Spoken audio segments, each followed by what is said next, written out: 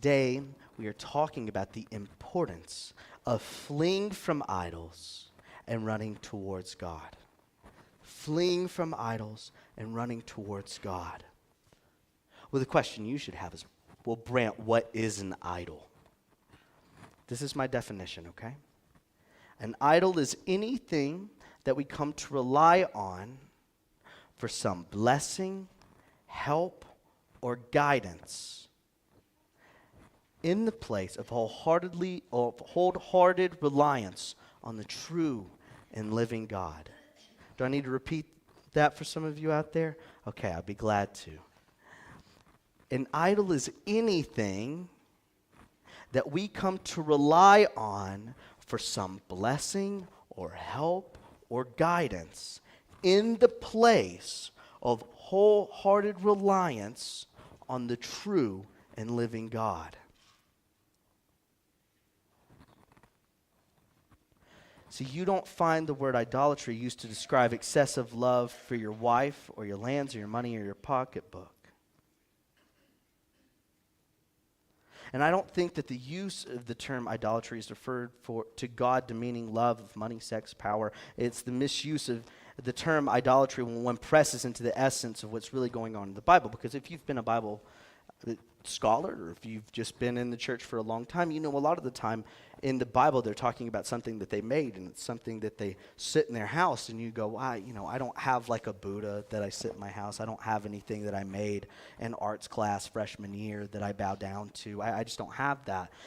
However, in the New Testament we see that idols are not just these little things that we put in our house. It's anything that we come to rely on to give us some blessing or some help or some guidance. This is why it says in 1 John, we read, "Little children, keep yourselves from idols." Well, how does John define this? Well, he says in chapter 2, he says, "Do not love the world or the things of the world. If anyone loves the world or loves the love of the Father is not in him. For all that is in the world, the desires of the flesh and the desires of the eye or the pride of life, is not from the Father, but it is from the world. And the world is passing away with its desires, but whoever does the will of God abides forever." And so when 1 John says, hey, little children, hey, the people who I'm writing to, keep yourself away from idols. What he's saying is there are a lot of things in this world that you will come to rely on for some blessing or some guidance or some help. That's the idols that you need to stay away from. Well, now when we look at that as our definition, it's not something that we just put up in our house and we bow down to. It's not some picture of a family that we say, oh, that's my idol. Instead, it really becomes the things of this world that we rely on. When now it becomes love, now it becomes money, now it becomes our jobs and our relationships and all of these other things because we rely on them to give us the things that we think we need. Now some of you might be sitting there already and saying, look, Brant, I love God. God's number one in my life. That's great. But you would even maybe go as far as saying, I wouldn't do that. I wouldn't put anything in front of God. Let me tell you, you would do that, you will do that, you do that. When it comes to having idols in our lives, no one has gotten rid of all of them perfectly.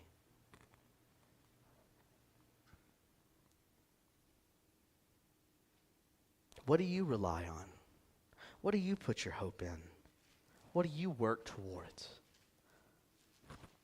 Because whatever the answer is to that are the things that often take the place of God in our lives. Well, I want you to know that when we worship idols, when we rely on other things than God, it leads to bad situations. What did John say in 1 John that I just read? What did he say about the things of this world? He said the world is passing away. In other words, it's worthless. You spend your whole life trying to earn enough money so that you could retire and that you could move down to Florida and you could see green trees every day and you never have to look at brown dirt again. But it's worthless. You say you live your whole life trying to find that one true partner. And you go through different people in your relationships. Maybe you've even been divorced over and over. And you just spend all of your time trying to find that one that's going to complete you, only to find that it's worthless because there never is somebody who is going to fully complete you in everything that you need. We see not only are we wasting time chasing after other things than God, but listen, church, when you rely on other things, and you chase after those other things, you will miss out on blessings that God has for you. And so I stand here warning you, hopefully, that there are idols in every one of our lives. There is something in everyone's life that we want to put before God, that we spend our time and our money and our resources and all of our efforts thinking about and pursuing, that all it's doing is stealing your blessings that God wants to give you. And so today, we're talking about the importance of fleeing from those idols and running towards God. Where we're at, if you'll go ahead and open up your Bible to 1 Corinthians chapter 10. We're going to be starting in verse 1, 1 Corinthians chapter 10. And while you're looking that up, let me give you a little bit of background. Paul is writing to the church in Corinth. And if you remember from last week, Corinth is a super, super wealthy city. But as beautiful and wealthy as the city was, it was full of just filth and debauchery. Because what happened is the city keeps getting taken over and taken over and taken over because it's a very important city. It's a wealthy city. It's a port city. And so every time it's taken over, they don't have these people who kind of keep the traditions and kind of keep everything, how it's supposed to be. Instead, what you have is every time it gets cleared out, all of these new entrepreneurs come in and they just make unbelievable amounts of money. But then there's no traditions and there's no rules. And so now you have all of these people with all this money and no rules. That's a bad combination. So bad was the debauchery in Corinth that, you know how we use the word sodomize, and it's after Sodom and Gomorrah? And sodomize is a very bad word, right? They would actually use during this time the word Corinthianize, the same way that we use sodomize. Because there was just so much filth. It was just so way off the map of what people should really fall into. In fact, it's so bad. There's a Greek proverb about the city that says, "It is not every man who could afford the journey to Corinth." Not because they don't have the money. It's because they're not ready to face all the bad stuff that you could get caught up in this city. It's all about pleasure. It's all about money. It's all about themselves. This is sounding familiar, maybe to this country and this time. It's all about what you bring to the table and not really about what you do behind the curtain. You see, the attitude of these people was life is all about get the most money, power, control, comfort you could get, so you don't have to rely on anything else. And then in the middle of all of this junk is this church. And unfortunately, this church did not affect the culture. Instead, the church was allowing the culture to affect them, which I said last week can happen to us if we are not careful. And so now this Corinthian church, that even though they're trying to follow Jesus, they're caught up in all the debauchery that you see outside the walls. They have divisions over what teacher they should follow. This is stuff they argue about. Divisions over who had the best spiritual gifts. Divisions over who understood theological issues the best. Right? Things that don't matter. All the while in the church, you had man, sexual immorality. You had injustice because the rich people would come and bring the good food and not give any to the poor people. You even had people suing one another in courts. There was not love. There was not unity. This church was a mess. In fact, it's so bad, that's why this lady actually wrote to Paul and said, Paul, you won't believe what's happening here. Can you give us some direction on what we need to do? And this letter is in response to this woman writing and saying, we got all these problems, here are all the problems that we have. And so Paul's answering that. In chapter 10, he is finishing up trying to teach the people of Corinth about not only the dangers of following idols, but the dangers of allowing idols in your life at all. That your whole life is supposed to be about following God and not letting anything else distract you from that. And so the issue that we're seeing is the people are so focused on who's the greatest and what they could get and whatever they wanted instead of focusing on God. They're focused on all these other things, all these other idols, instead of focusing on God and God alone. That's where we're starting in chapter 10. So the first thing I want you to write down is a missed blessing. And let's start reading from verse 1.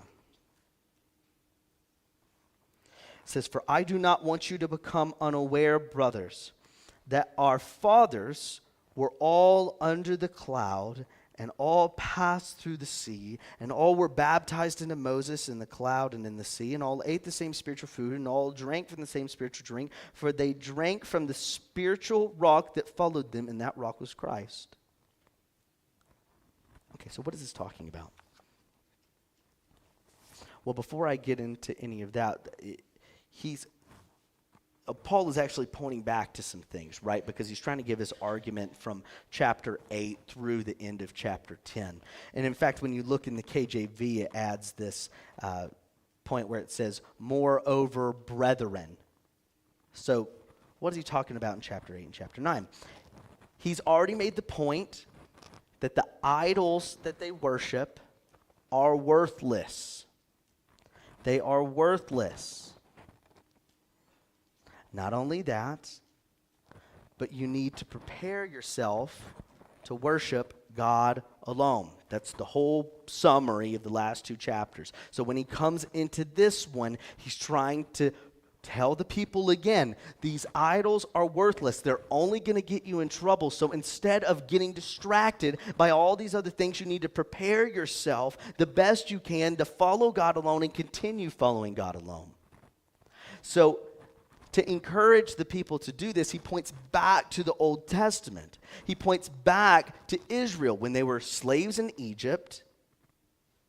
And then God took them out of Egypt, and he did all these miraculous things, right? He had to split open the Red Sea so they walked on dry ground, and then he closed it back up.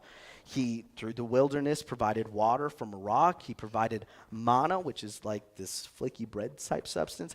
Every single day, he had quails fly in so they would have meat to eat. I mean, God really took care of them. And the most important thing, perhaps, is that he would lead them wherever they need to go. He would be a cloud by day to cover them from the harsh sun in the middle of the wilderness, and he would be a fire by night lighting their way so they could still see the path even though it's dark. God was there with them, and God provided for them everything they needed and more. That's what it's telling you. So when it says, look, they had everything they needed. Look, they all were under the cloud. They all passed through the sea. They all were baptized into Moses in the cloud and the sea. And they all ate the same spiritual food. They all drank the same spiritual drink. They all drank from the spiritual rock that followed them. And the rock was Christ. And so when we think about our lives, God provides for us, doesn't he? And the most important thing that we want as Christians, or I hope this is what you want, this is what the Bible says that you should want, is to be in the full presence of God. That's why it is so important to us that when we say Christ never leaves you, Christ never forsakes you, that's a hope to us, right? That I never have to go through this alone. Well, these people, it says, look, they even had the rock that was with them. That rock was Christ. Christ And the presence of God never left them. Christ in the presence of God provided for them in every conceivable way that they needed. And despite having the presence of God, despite having all of their needs met, despite every opportunity to trust God, to follow God, what did they do? Let's read verse 5. It says, nevertheless, despite every advantage, with most of them God was not pleased, for they were overthrown in the wilderness.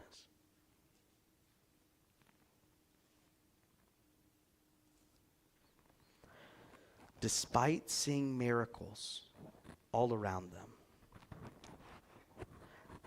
despite seeing the full power of God in front of them, despite being led by the manifestation of God's presence every day, did you know that an entire generation, other than 2 people, did not receive the blessing that God really had for them?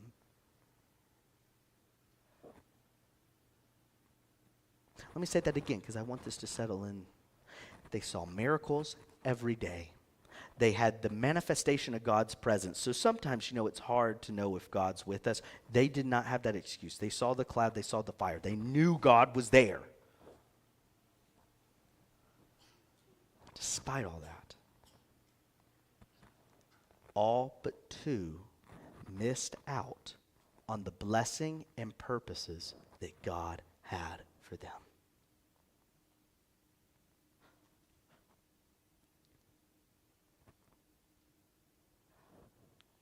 So the next thing I want you to see is not only did they have a missed blessing, but they provided a bad example. A bad example. Let's read, starting in verse 6. It says, now these things took place as examples for us, that we might not desire evil as they did. Do not be idolaters, as some of them were, as it is written, the people sat down to eat and to drink and rose up to play. We must not indulge in sexual immorality as some of them did. What happened when they did that? Well, it tells us, and 23,000 fell in a single day. We must not put Christ to the test as some of them did. Well, what would happen? Well, it says that they were destroyed by serpents. Nor grumble as some of them did, because they were destroyed by the destroyer. Now these things happened to them as an example, but they are written down for our instruction, on whom the end of the age has to come. Let's break this down. Now these things are an example for us. What happened to them? They failed. Why? What says that they desired evil? It's an example for us because the same thing that was in them that desired evil is the same thing that is naturally in us that desires evil. One thing I love is the NASB version. It doesn't just say desired, it says they craved it. They craved evil. Naturally, we desire other things than what God has for us. Why? Why do we desire other things? Because we want things that help glorify ourselves instead of things that glorify God. That's what pride is. That's what selfishness is. That is the root of all evil. That's literally what sin is, when you decide that you want to glorify yourself instead of glorifying God. These are the things that we want. We want to be comfortable, don't we? We want to be comfortable. We want power. We want to control things. And we want people to really like us.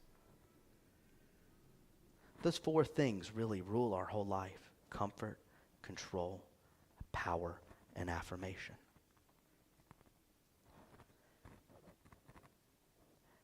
And again, we want to glorify ourselves.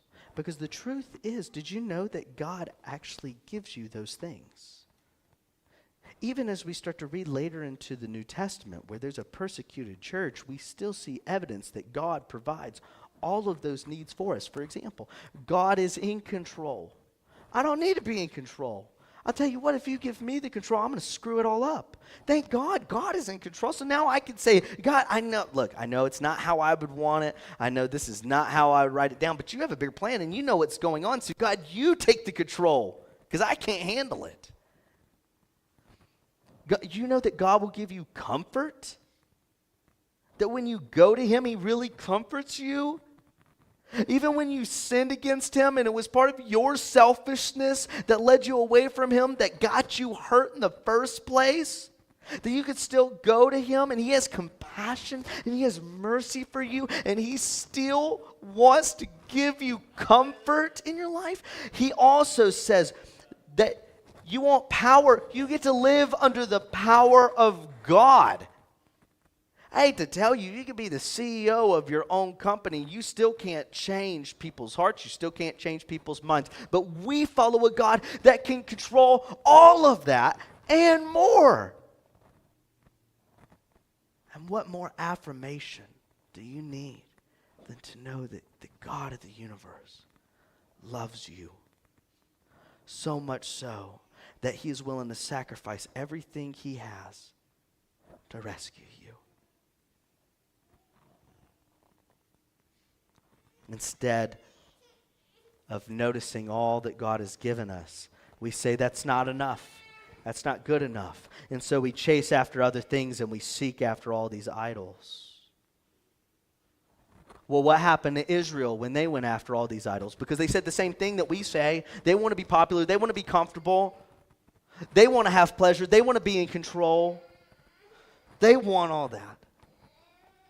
Well, what happens to them? Well, when they indulged in sexual immorality, 23,000 died in a single day. Let me stop right here because you might think, oh, well, that's the Israelites. Like, they really were screwed up. These are God's people. These are the people that God loves. These are the people that God rescued out of Egypt, that he's been providing for, that he's been around. And yet they went and they did other things. They were sexually impure.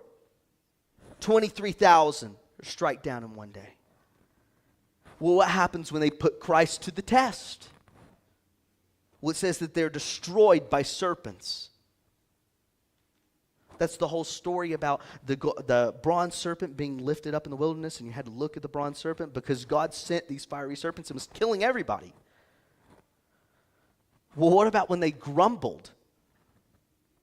Right? So some of you might be sitting there and you go, I don't have a sexual immorality problem. That's not me. Some of you might even be sitting there and go, well, I don't put Christ to the test. All right, if you say so. But I think all of us have grumbled. All of us have gone to God and we just go, that's not fair. That's not good. God, this isn't fair. I didn't study for this test, but I failed? Like, come on. Like, I can't get like a C or something. Some of us, we look at our health deteriorating and we go, God, this isn't fair. I used to be able to do all of this awesome stuff, but now my knee hurts, my hip hurts. I can't remember anything. And so, God, this isn't fair. Why would you do this? Instead of trusting God and saying, God, you're doing this. Now, what do you want me to do? We say, God, you're wrong. Well, what happened when they grumbled? It said they were destroyed by the destroyer. The whole time they were in the wilderness, you know what they did? They grumbled and they complained. What happened to an entire generation except for 2 people? These are hundreds of thousands, if not millions of people, by the way. 2 people got to actually accept the promise. And said because they grumbled. They didn't trust God. They said, God, you're not good enough. God, you're not good enough. I need more, I need more, I need more. So they started looking after idols to be able to provide that for them. Well, what in the world do we do with these stories? They're examples to us. They're written down for our instruction on whom the end of the ages has come. not only do we see how great God is, but I hope that you're starting to see, as this example, it's really foolish to chase after other things. Here's my third point. This is where the whole lesson comes together, okay? Verse 12.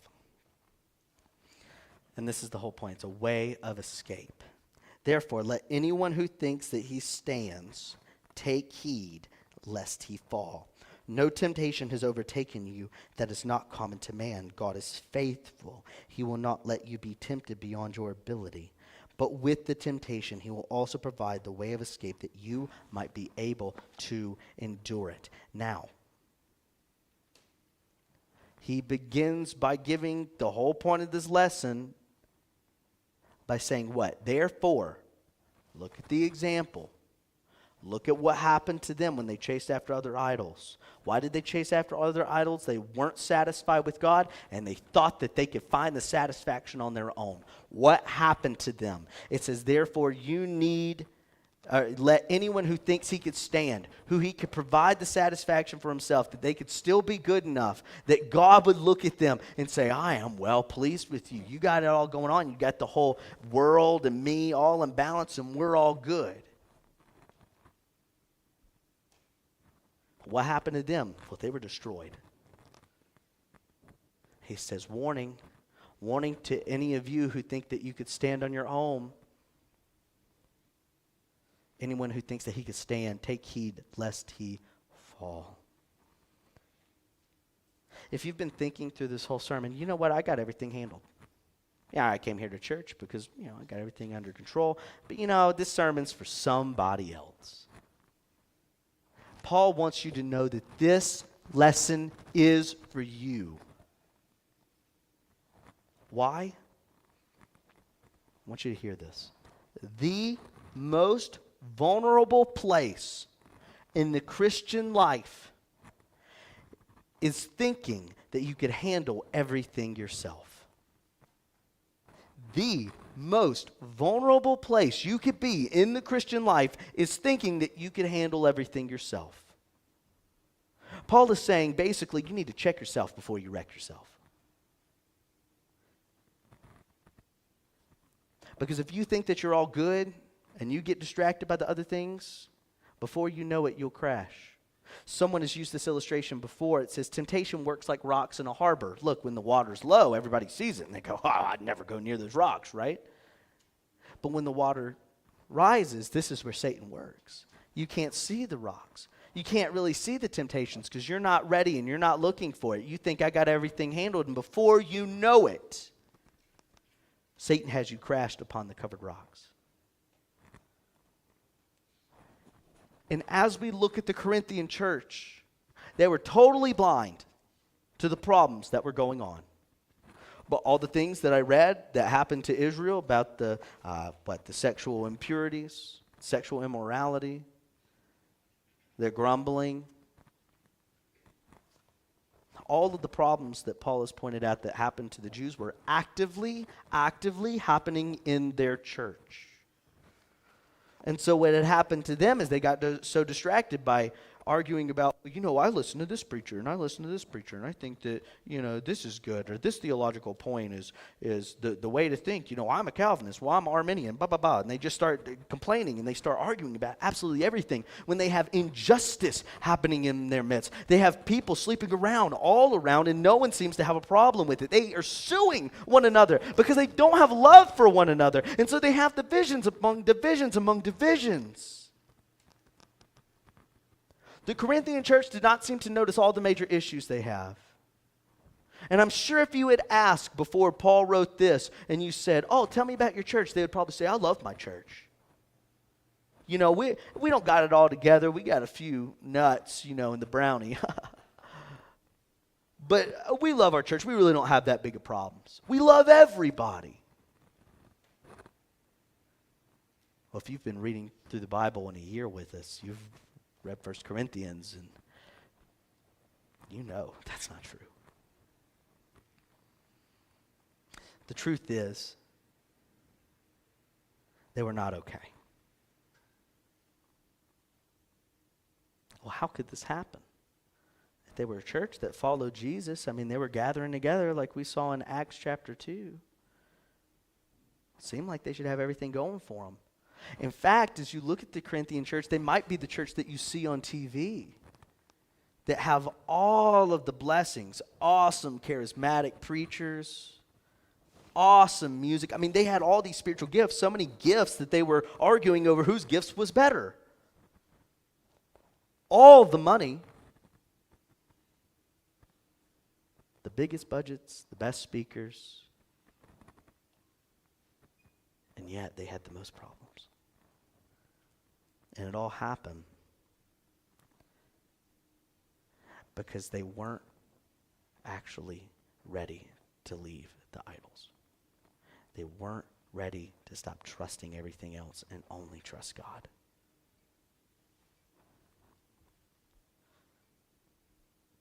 You say, Brant, was their temptation greater than other people's? No. In fact, Paul makes that clear. He says in verse 13, he says, no temptation has overtaken you that is not common to man. In other words, it's not like because you guys have all the gifts and all the money and everything else that you guys now have these special temptations that you can't overcome, that Satan's really put his foothold in the church and now we can't chase him away. He says, no, the things that you're dealing with are the things as everybody else. And look, I have to tell you, that's the same for you. And you might be saying, Brant, you don't know what my life has been. You don't know how hard these temptations have been in my life. You can say, Brant, you know, it feels like I'm being attacked by Satan himself. And I want you to know, God has said that the temptations that you're dealing with, other people deal with. So if you feel like, man, I'm in an impossible situation, I want you to know that you're not alone this morning. But I also want you to hear this because there's hope in this. No temptation has overtaken you that is not common to man. God is faithful. This is a promise that he will not let you be tempted beyond your ability. But I want you to hear it's not because you're so great. It's not because you got everything all handled on your own. You want to know where your ability comes from? Keep reading. Listen to this. This is good. But with the temptation, he will also provide the way of escape that you may be able to endure it. So the truth is that it's not that he won't tempt you beyond your ability that by yourself you could overcome it. It's your ability along with what God has provided you, the way of escape, that you can endure it. Isn't it so good? Isn't it so good to know that God is looking out for you? Isn't it so good to know that no matter how impossible our temptations might feel, that God will give you a way out? Isn't it so good to know that even when we fail, that Jesus has covered up our failures? Paul is pointing back to the people of the Old Testament saying, look how they fell for idols. Look how they fell for idols. Look how they fell for idols. He's looking at you today and saying, look how you can easily fall for idols. Look how easily you can fall for idols. But he's saying, would you just begin to flee from those and trust God will take care of the rest? Are you ready to put away the idols in your life and fully trust God? Here's the main point. Put away the idols. Paul shows us we all have things that we put our hope in that's not God. Things that we think will make us happier, more comfortable, more in control, more powerful, and more popular. But all of these idols will leave you empty. Totally empty. The only thing that can satisfy you in your life is Jesus and what he provides for you. Not only from the cross, but in every aspect of every day. So, this is my challenge to you this morning. Two things. One, if you feel like God is moving you to a new place where you're like, you know what, I really am putting away the idols, that there's like a revival happening in me. And I want people to know next week, that we're having our foot washing service. I still have spots available in the back. If you'll just sign your name that you want to be a part of it. The next week, we're going to have like a little service so everybody will know, hey, this person who's on stage is recommitting their life to God. They're saying, I'm putting the idols away. I'm really wanting to focus on God. God has done something great in my life. If that's you, I want you to sign up for that. This is for people who've already accepted Jesus. This is also for people who've already been baptized. So if you've never been baptized, but you want to do this, it's more important that we get you baptized. This is something extra. Baptism is really something that God has asked us to do. Okay? So that's an opportunity for you. This is the big challenge. We're about to take communion, and I want you to ask yourself, what are the idols I still have in my life? Or what is keeping me from fully trusting God in every situation? So as we take communion, I really want this to be your focus, to say, God, I know the places in my life that I have idols. Or God, I don't know the places in my life that I have idols. Would you just begin to show me this? So then all of us together, we could declare what Jesus has done, which has given us a way of escape and given us forgiveness for all of those things. Because you know, Jesus, who created the world, saw us in our sin, and he says, I want to rescue those people. He came fully God, fully man, born of a virgin, lived a sinless life so that he could be the sacrifice for your sin and my sin. He died on the cross, being the sacrifice for that sin, so that whoever believes in him will not perish but have everlasting life. We know that that is true because of the resurrection that he did 3 days later, so that you have a way of escape and forgiveness for the sins that we've done. So today, let's take time to say, God, I give you my life, and start putting away the idols. Let's pray.